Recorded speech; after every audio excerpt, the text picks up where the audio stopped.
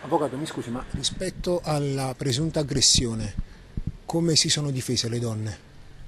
Allora, su questa cosa non posso rispondere. Entrambe sono state portate al pronto soccorso perché avevano riportato delle lesioni nella colluttazione, erano sotto farmaco, sotto antidolorifici e quindi hanno rilasciato delle dichiarazioni che in realtà poi adesso andranno valutate e sono in ogni caso poi da confermare o smentire nella prosecuzione del processo. Si sono avvalsi della facoltà di non rispondere Patrizia Armellin e Angelica Cormani, le due donne accusate di aver ucciso Paolo Vai nella sua abitazione di Vittorio Veneto.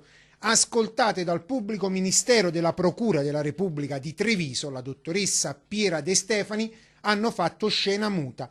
In attesa dell'autopsia prevista per mercoledì prossimo, la compagna del 57enne e l'amica resteranno in carcere.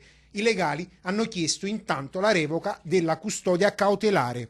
È in subordine una misura meno afflittiva rispetto al carcere. Dobbiamo avere il tempo anche di reperire la documentazione che attesti, almeno per quel che riguarda l'Armellin, delle condizioni di salute che potrebbero giustificare una misura diversa rispetto al carcere. Resta da chiarire il movente che ha portato al tragico epilogo. Angelica Cormari, stando alle prime ricostruzioni, avrebbe ammesso di essere stata lei a colpire alla testa Paolo con il bastone di legno al culmine di una lite.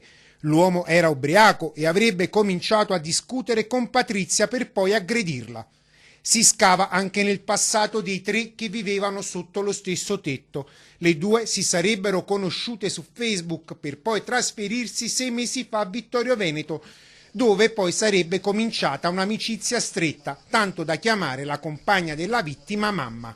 Dunque restano avvolti da numerosi misteri l'omicidio di Paolo Vai, dalla natura economica, per una rendita che aveva ereditato dalla famiglia o forse da una reazione spropositata dell'uomo che avrebbe spinto le donne a difendersi dall'aggressione. Ultima ipotesi a cui non crede il magistrato per le modalità usate per uccidere l'uomo, colpito con un bastone e soffocato con un cuscino fino a farlo morire.